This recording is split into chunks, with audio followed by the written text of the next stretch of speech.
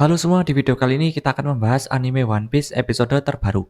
One Piece episode terbaru ini akan melanjutkan cerita episode sebelumnya. Di episode sebelumnya kita sudah melihat hal yang menarik, dan di episode terbaru ini ceritanya juga tidak kalah menariknya. Tapi sebelum masuk ke alur ceritanya, buat kalian yang ingin beli kaos anime One Piece bisa cek keranjang pojok bawah, ada berbagai macam model dan ukuran, kualitas bahannya juga oke, jadi langsung saja di check out sekarang sebelum kehabisan. Oke, sekarang kita masuk ke alur ceritanya. Cerita berlanjut dengan memperlihatkan semaraknya pesta yang dilakukan oleh para raksasa dan juga bajak laut topi jerami. Mereka semua makan makanan yang banyak dan juga bersantai sambil minum. Dua raksasa yang terlihat di Anes Lobby menceritakan kisah mereka, bagaimana mereka bisa untuk mempersatukan kapten bajak laut raksasa yaitu Dory dan juga Brogy yang sebenarnya sangat mustahil untuk diajak berkumpul. Di sini, Luffy sempat berkomentar. Hal yang sudah berlangsung selama 100 tahun tentu saja aku ingin tahu. Diceritakan bahwa Oimu dan Kashi pergi ke Little Garden untuk melihat keadaan para pemimpin mereka. Ketika kedua raksasa ini tiba di sana,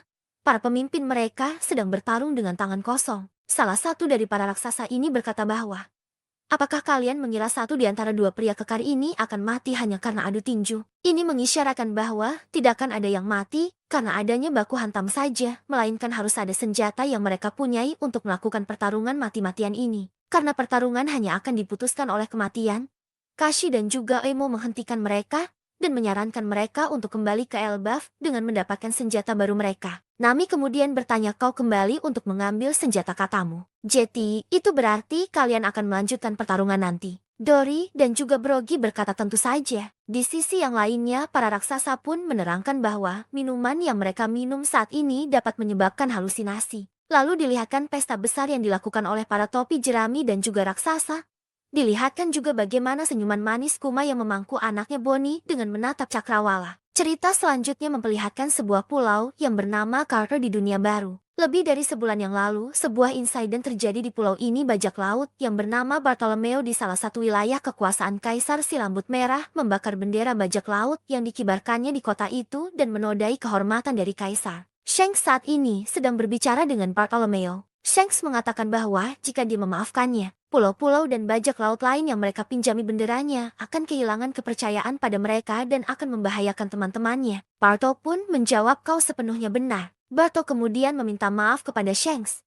Dia bilang dia telah melakukan hal yang buruk terhadap kota tanpa berpikir. Disinilah awal mula momen keren dari Bartolomeo sang komandan pertama armada besar bajak laut topi jerami. Hongo berkata, ini adalah racun yang mematikan.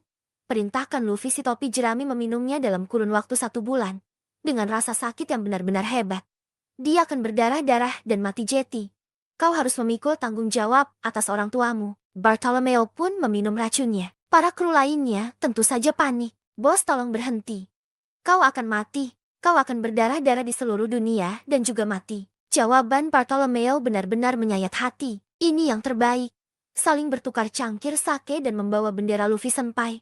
Kami melakukan semua itu sendiri. Itulah sebabnya Luffy Senpai tidak ada hubungannya sama sekali dengan semua ini, dan aku ingin kau merahasiakan masalah ini. Karena aku tentu tidak ingin membuang-buang waktu berharga dari Luffy Senpai sedetik pun untuk orang sepertiku. Cerita ini hanya akan berakhir sebagai penjahat yang menantang Yonkou sendirian dan terbunuh adalah balasan yang setimpal. Bahkan aku ingin melihat momen saat Luffy Senpai menjadi raja bajak laut, karena aku bodoh, aku pun tidak ingin melihatnya sekarang. Jetty, jagalah kruku setelah ini selama tinggal kruku. Setelah mengatakan hal itu bajak laut Agagami pun malah melepaskan mereka semua. Tentu saja bajak laut Pato sempat syok, namun mereka langsung berancang-ancang kabur dan keluar dari pulau tersebut. Gambia berkata, Jetty, kalau itu bukan racun sejak awal, berarti mereka tidak berusaha membunuh Luffy sejak awal. Bato kemudian mengatakan, aku pikir dia akan jadi orang yang menakutkan karena dia adalah seorang kaisar, tapi ternyata dia lembut. Kemudian di sisi yang lainnya Bachman bertanya, apa yang membuat kau tersenyum di sana ketua? Shanks berkata, aku senang saja memikirkan bahwa Luffy begitu dikagumi. Yasop muncul di sela-sela perbincangan dari kapten dan juga wakil kaptennya. Yasop berkata, hei ketua, minggirlah. Pelanggaran adalah pelanggaran. Yasop membidik kapal Barto Club, dan sekali tembakan peluru dari Yasop, kapal Barto Club meledak dengan api yang membumbung tinggi di udara. Di laut lepas dekat pantai Pulau Garter, kru bajak laut dan kapal Bartolomeo tenggelam ke lautan, beralih ke pulau bajak laut Hachinosu. Di sana Teach kesal dan memegang jenggot dari Pizarro. Apa yang sebenarnya terjadi di sini saat aku pergi, Pizarro? Kau pasti mendengarnya dengan benar kan? Dunia akhirnya mulai bergerak. Poneglyph bukan lagi sekedar pengetahuan umum di dunia bawah. Dengan kata lain ini akan menjadi perebutan batu antara sesama kaisar. Pemerintah dan Marnir juga akan terlibat. Mereka tidak akan mengabaikan kita begitu saja dan membiarkan semua berjalan sesuai keinginan kita. Disitulah kartu kobi kita akan penting dan kau membiarkan dia lolos. Ada juga sedikit niat baik dari Sun Yuan Wolf yang berbenah membenahi markasnya sendiri, namun dengan keteledorannya, pantatnya yang super besar itu menyenggol beberapa bangunan dan malah membuat itu berakhir dengan kerusakan. Perayaan pun dimulai dengan para penjahat di sana mengatakan, kami selalu siap setiap saat. Orang yang akan mendapatkan One Piece pastilah kau Kurohige. Tolong tunjukkan pada kami bagaimana kau akan menguasai dunia. Setelah itu diperlihatkan adanya rapat internal dari semua kru bajak laut Kurohige yang berada di Pulau Hachinosu. Semuanya berkumpul di dalam suatu ruangan. Teach berkata, semangat kalian meningkat, kita harus memanfaatkan ini. Jadi izinkan aku mendengarnya sekali lagi. Kuzan Kobi berhasil lolos. Tapi kita menangkap Garb kan? Ini adalah pergerakan yang paling terbaik. Ini adalah prestasi yang luar biasa Kuzan. Siapa lagi yang bisa mengalahkannya? Kuzan berkata, aku bermaksud membunuhnya, tapi dia selamat, kami nyaris berhasil mengalahkannya, meskipun kami semua bersatu. Teach kemudian mengatakan, kita juga mendapatkan gadis bermata tiga. Segera hubungi Lafite. Beralih menuju ke cabang utama perusahaan yang bernama Umid Shipping. Disinilah posisi dari Lafite saat ini. Dia mengamati pergerakan dari kapal revolusioner yang mencoba untuk memotong persediaan makanan dari kaum naga langit ke Marijoa. Teach bertanya, apa yang terjadi di sana dengan revolusioner? Lafite mengatakan bahwa taktik kelaparan dari revolusioner itu serius dengan terus-menerus menghancurkan Bondolas di Red Line. Ini merupakan mesin mirip lift yang bentuknya seperti lampu jin. Mesin ini akan membawa ke Red Port ke puncak dari Red Line. Lafite mengatakan, terutama saat mengangkut makanan tidak akan bisa bergerak 100%. Ditambah lagi sabotase pasokan makanan yang datang dari negara lain dan bahkan dengan makanan yang berhasil diamankan marinir, tetapi itu tidak akan berarti apa-apa saat Bondolas sedang mogok. Jeti akan menjadi hal yang belum pernah terjadi sebelumnya dalam sejarah jika ada kaum naga langit yang mati karena kelaparan. Beralih ke pulau bajak laut lagi. Rombongan kru yang bertugas di Egghead akhirnya mencapai markas mereka lagi, yaitu Devon, Ogre, dan juga Karibo. Kemudian dengan tangan raksasanya Pizarro menarik kapal mereka langsung ke dalam pulau. Pizarro mengatakan, jeti kalian membawa orang yang kita maksud. 2 hari setelah berangkat dari Egghead. Bahkan dengan kapal bajak laut prajurit raksasa yang membawa mereka.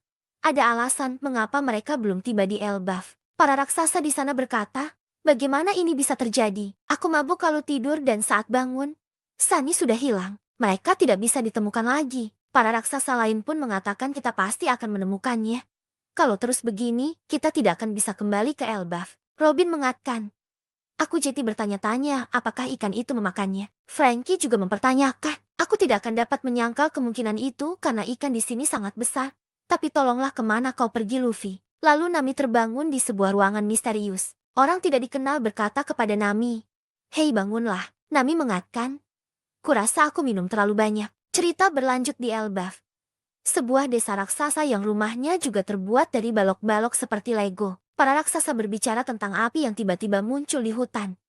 Mereka pergi untuk memadamkan api agar tidak merusak pohon. Dilihatkan para raksasa terkejut karena adalah bahan raksasa yang jatuh dari langit seperti diserang sesuatu. Raksasa lain pun berbicara tentang sesuatu yang terjadi di hutan tersebut. Ada seorang raksasa yang berkata, menurut orang-orang di hutan, suara gemuruh barusan adalah suara telinga dewa yang jatuh ke tanah. Raksasa lain mengatakan, itu tidak mungkin. Bagaimana bisa terjadi sesuatu pada kelinci sebesar itu? Berpindah ke kastil Big Stein. Ini adalah kastil tempat Nami berada. Semua kastil terbuat dari balok-balok mirip Lego. Bahkan pepohonan di sekelilingnya mirip dengan Lego. Sepertinya kastil ini pun berada di dalam hutan karena dari adegan yang sama. Terlihat Yggdrasil, yaitu pohon besar yang berada jauh dari kastil. Terlihat Nami telah mengalahkan lebah raksasa berkat serangan dari Tus. Sus bertanya kepada Nami di mana mereka berada. Nami sambil menangis mengatakan bahwa dia pun tidak tahu. Dan yang terakhir dia ingat adalah mereka berada di kapal para raksasa. Nami menangis dan berkata, seseorang tolong aku. Luffy, Zoro, Sanji. Aku bahkan akan membawa Usopp saat ini. Aku tidak ingat apapun dengan jelas di mana tempat ini.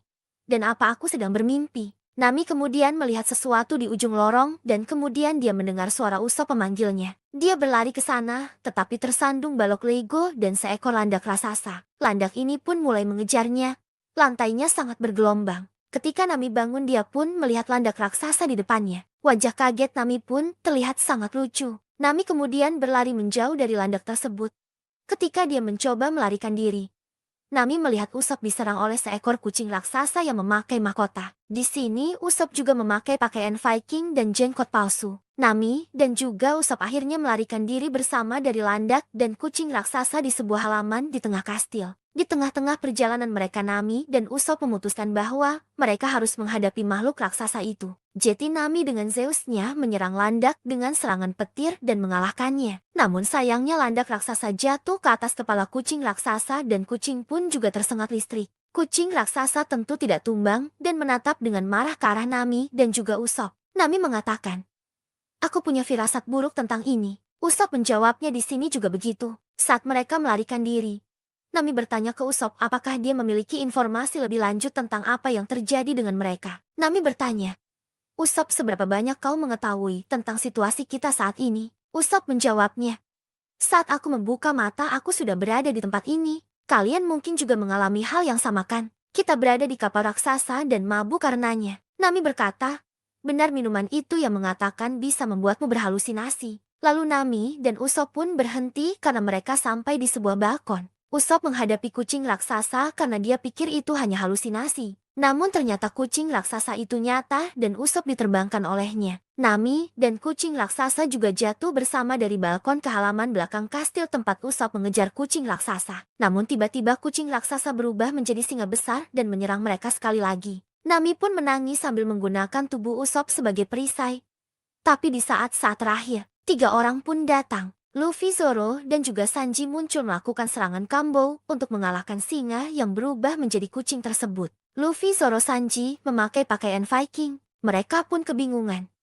Singa yang tadi mereka lihat berubah menjadi seekor kucing lagi. Usopp marah ke Nami karena dia telah menggunakannya sebagai perisai. Luffy, Zoro, Nami, Usopp, dan juga Sanji dipertemukan kembali di halaman belakang kastil dengan memperlihatkan pohon besar dari kejauhan yang mungkin adalah pohon legendaris yang Yggdrasil. Luffy, Zoro, dan juga Sanji adalah orang-orang yang mengalahkan lebah raksasa dan kelinci atau dewa telinga. Luffy mengatakan, "Kelinci panggang yang kita makan tadi sangat lezat.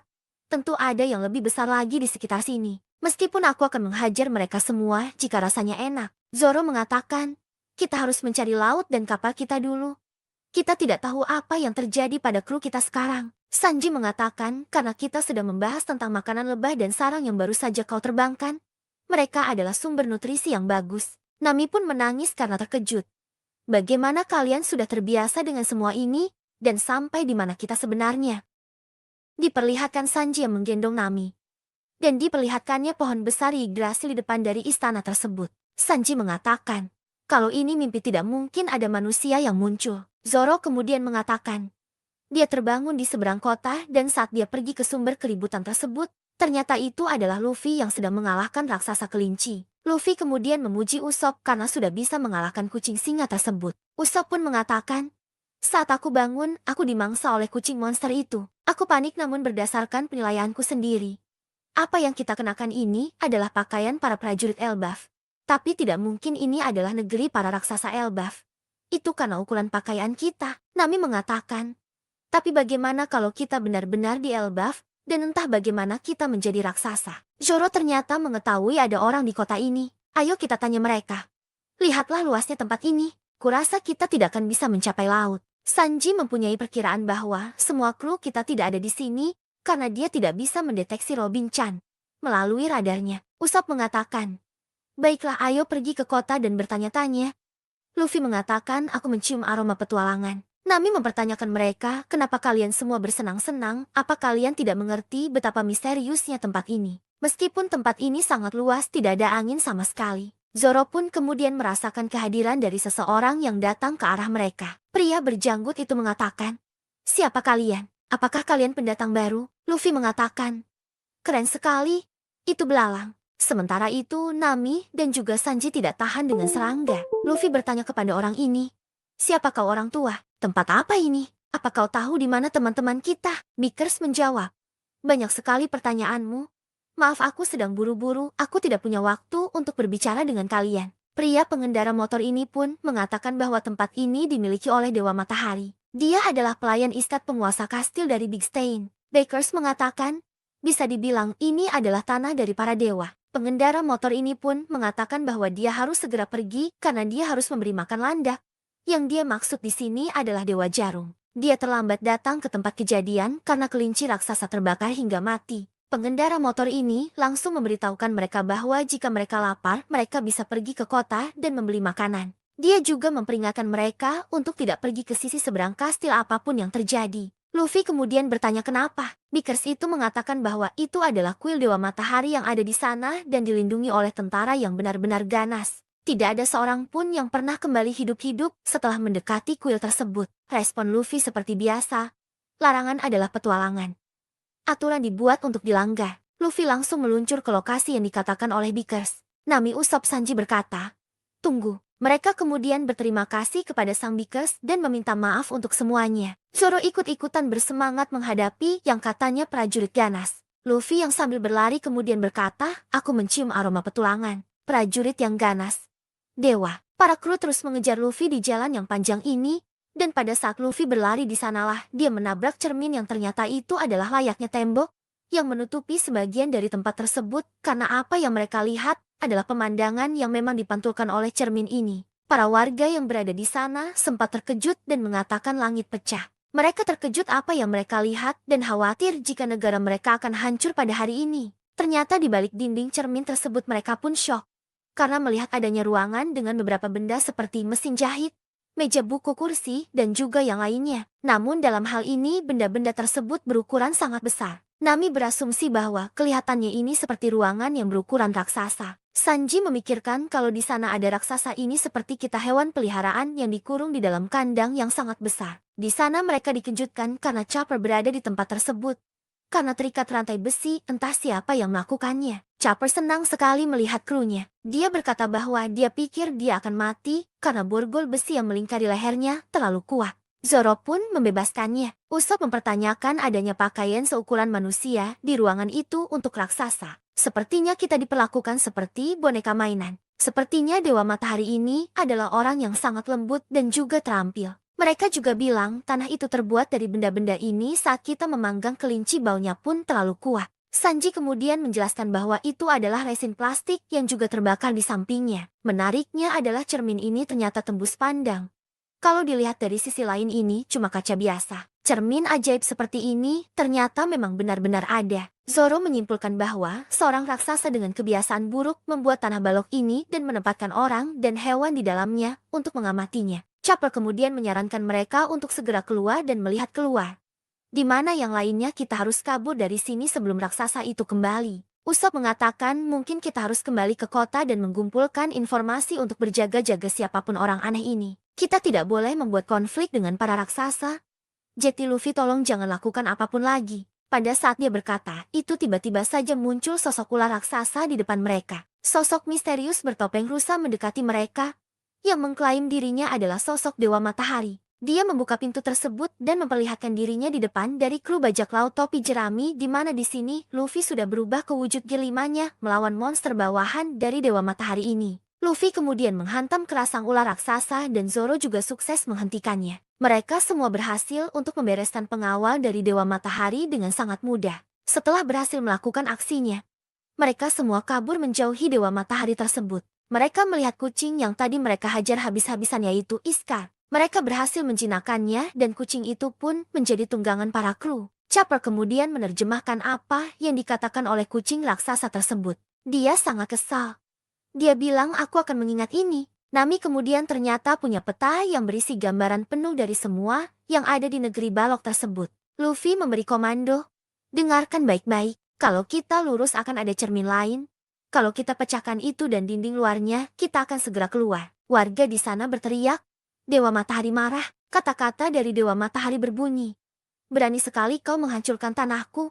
Kau tidak akan bisa lolos. Diperlihatkan kepanikan yang terjadi di dalam diorama setelah apa yang terjadi pada dunia mereka yang benar-benar diporak-porandakan oleh bajak laut topi jerami. Banyak dari mereka yang mengutuk Luffy dan kawan-kawannya yang sudah mengacaukan tempat mereka. Apalagi berani-beraninya dia sudah meluluh lantahkan dan melanggar aturan untuk pergi ke kuil Dewa Matahari. Dewa Matahari palsu berkata pada mereka, kau akan membayarnya dasar boneka hidup. Beraninya kau mengacaukan kamarku, temanku, dan juga pelayanku. Hewan peliharaan dari sang dewa yaitu ular raksasa dan begitu juga gagak hitamnya. Lalu diperlihatkan Luffy dan kawan-kawannya berlari menjauhi Dewa Matahari. Nami mengatakan, orang aneh itu terlalu menakutkan. Zoro kebingungan dan bertanya, Dewa, dia lebih terlihat seperti iblis. Usop kemudian sudah melihat ada kota di depan mereka. Apakah kita akan baik-baik saja dengan semua rintangan itu? Luffy mengatakan bahwa jeti ini semua terbuat dari balok-balok.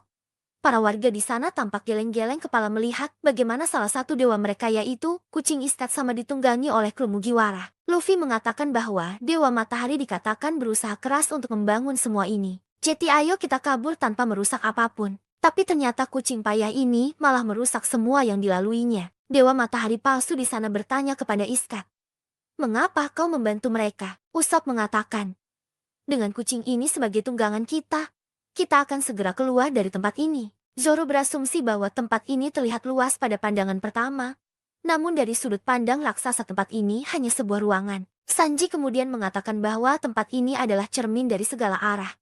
Membuat tempat ini terlihat seperti berlangsung tanpa batas. Nami kemudian menjelaskan pada mereka dia menghafal peta itu dan membuangnya. Mereka sudah setengah jalan dari dunia diorama. Posisi di mana letak dari keberadaan dari kru bajak laut topi jerami saat ini sudah berada di tengah-tengah dari diorama. Sang dewa tentu sangat marah dan mengamuk bahwa dunia yang dia ciptakan benar-benar sudah dihancurkan dan dia sepertinya tidak punya wibawa sama sekali dengan hal tersebut. Jadi dia memutuskan untuk menggunakan salah satu senjatanya dengan tongkat yang berisi dengan jaring besi yang akan digunakan untuk menangkap Kru Mugiwara. Dewa Matahari palsu ini mengatakan, Jetty, kau melihat petanya dan mengetahui tipuan tempat ini. Tapi, apakah kau tahu ruangan ini dimaksudkan sebagai sel penjara bagi para raksasa? Dewa Matahari palsu mengacungkan jaring bersiap untuk menjerat mereka. Zoro mengatakan jaring. Sanji kemudian tersadar bahwa Dewa Matahari ini menggunakan ucapan samurai. Dewa Matahari palsu mengatakan bahwa tempat ini awalnya dibangun dan dirancang untuk memenjarakan segala jenis raksasa. Jika mereka mencapai ujung diorama yang lain itu hanyalah jalan buntu. Dewa Matahari palsu tertawa.